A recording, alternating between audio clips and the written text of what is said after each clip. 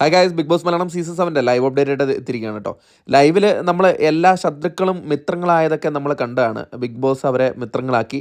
അതായത് ശൈത്യയും അനുമോളൊക്കെ ഒരുമിച്ചിരുന്ന് സംസാരിക്കുകയൊക്കെ കാര്യങ്ങളൊക്കെ ചെയ്ത് അവർ മിത്രങ്ങളായി കഴിഞ്ഞിട്ടും ഈ കൂടുതൽ സംസാരിച്ച് വരുമ്പോൾ പല കാര്യങ്ങളും എടുത്തുവിടുമെന്ന് പറയുന്നത് സത്യമാണ്. അതായത് കൂടുതൽ അവർ തമ്മിൽ സംസാരിച്ചുകൊണ്ടിരിക്കുമ്പോൾ വീണ്ടും പി ആറിൻ്റെ കാര്യം എടുത്തു വന്നിരിക്കുകയാണ്.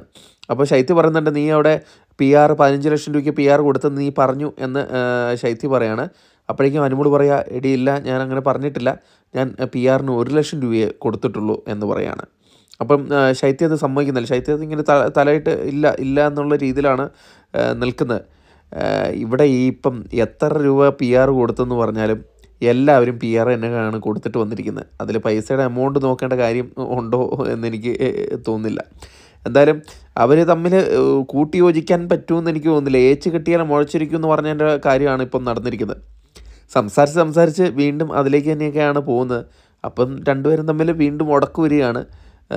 അനുമോൾ പറഞ്ഞിട്ടുണ്ട്, എനിക്ക് 2 വീടുണ്ട്, അത് ഒന്ന് ഞാൻ ചേച്ചിക്ക് വെച്ച് കൊടുത്ത വീടാണ്, അതിൻ്റെ കാര്യങ്ങളൊക്കെ ചേച്ചി ഗവൺമെൻറ് ഉദ്യോഗസ്ഥയാണ്, അതിൻ്റെ കാര്യങ്ങളൊക്കെ ചേച്ചിയാണ് അടയ്ക്കുന്നത്. കാരണം ശൈത്യം ഇങ്ങനെ പറഞ്ഞിട്ടുണ്ടല്ലോ.